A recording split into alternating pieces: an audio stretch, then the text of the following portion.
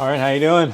David Stallings here with D-Stall Home Services, and today we're going to be replacing this old door jamb.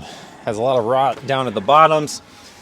It's had a partial replacement done before. Today I'm going to replace it with a composite door jamb so they don't have this issue again. So let's get started. First thing I'm going to do is remove the hardware from the door. In this project, we're going to be trying to save the door. So I'm just going to be removing the hinges straight from the old door jamb and take it all off and move it into the other room. Let me get this out of the way. If this was going to be a partial repair where we're just removing the bottom portion, then you would go ahead and pull off this weather stripping.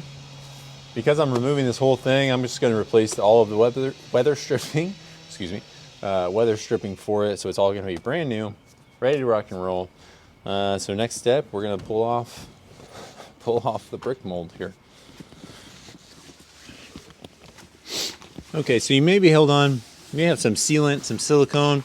Just take your knife and cut that loose from the siding.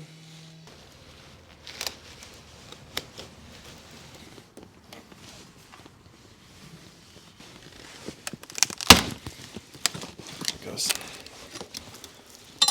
Yeah. Ooh, look at all them bugs. Pretty. That's real pretty. Water damage leads to rot. Bugs like rot. I mean, can't blame them. I like pizza. You see me eating pizza, you're not gonna get mad at me, blame me. So they're there doing their thing. Whew. This weather stripping, if you do end up having to remove it because you're doing a partial replacement, maybe yours is just ripped up and you're only watching this because you want to know how to replace this seal, you just grab it. It just it pushes into a groove on the back side of the jamb, and you just pull it straight out from the jamb, and it'll come right off. So I'm going to go ahead and not only cut this side or score the side with the siding to protect the siding, but I'm also going to go ahead and do that in here as well to separate this brick mold from this inside jamb.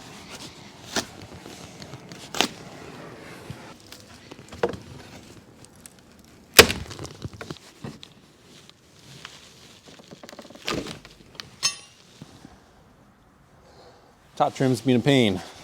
This guy's gonna help me out.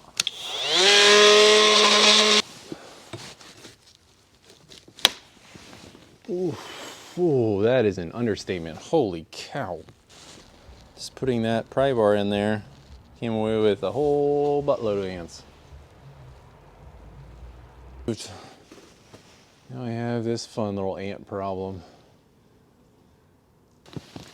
Now that the front trim is removed, now this is a door going into a garage, so there's not inside trim. If it is going into your house and you have trim on the inside, you want to remove that now as well. And then you'll be able to see this gap behind the actual door jamb, and that is where your handy dandy pry bar is going to go. Now once you pull this off, a lot of times the way that you can do this, you just kind of start at the bottom, you pull those loose, start pulling the top loose, and the whole thing will twist off. Considering there's still ants crawling out, I'm guessing it's going to rain ants on me. So we'll see. Whew, that's a big spider.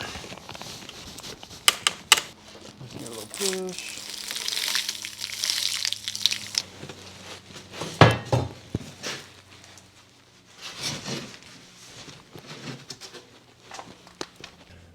You know, in some jobs you find more than you originally thought that you would have, especially when you're removing components like siding and trim. You really can't see what's below it until you start removing things. Bugs have had a field day down here, and they have just turned this wood entirely into dirt. This was not on my to-do list to replace. I actually was planning on salvaging that, and that is obviously not going to happen now. So I'm going to get all this cleaned up and get on to the next part. Okay, so I have the new threshold put together, glued and screwed down. So I'm going to let that weight hold that down for me while I get the jambs set up and in place. So I've already chiseled out the areas for the hinges and for the latches to go into. So all I have to do now is to lift it in place, place some shims, and screw it in.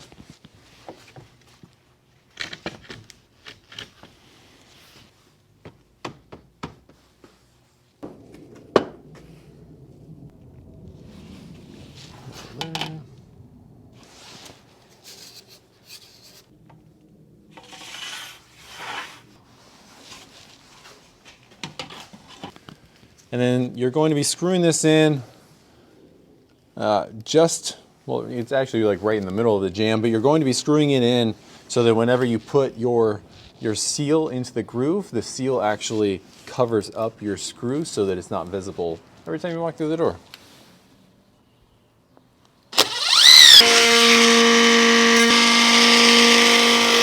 All right, once you have that up, shimmed, leveled, everything's good, you want to take your spray foam here and you want to insulate any large gaps that you may see in the door.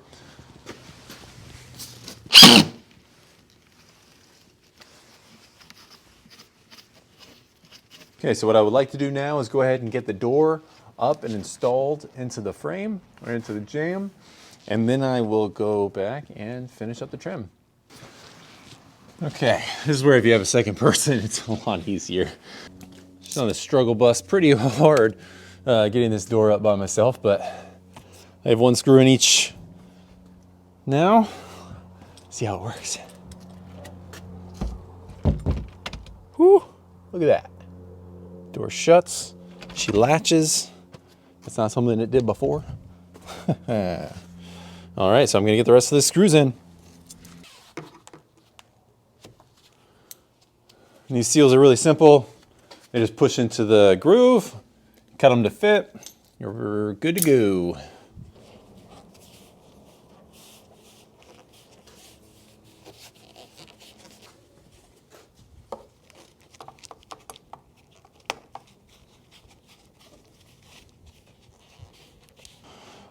All right, door's installed, the seal is installed. Now I'm gonna trim back some of this spray foam now that it's hardened. That way it's out of my way. I'll get the trim installed. Now that our trim pieces are cut to size and line them up, hit them with some finish nails. Whenever you're doing this, try not to nail within the 2 or 3 inches from the edge of the board, just in case you want to, unless you want to split your board, in which case go right ahead.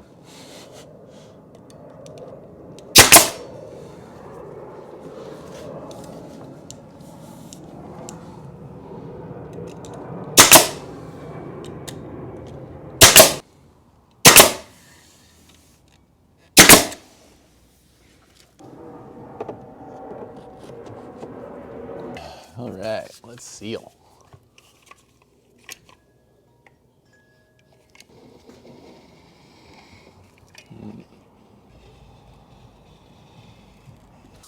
And that's it. I have a little more to do here. I have some more sealing left to do, and then I'm actually going to paint it red to match everything that was here before. But other than that, that's how you do it. That's how you rip it out and you install a new one. It's been a pleasure, everyone. I love showing projects like this, and I look forward to showing you many more. Again, my name is David Stallings with dstallhomes Services here in the Seattle, Washington area. Have a great day.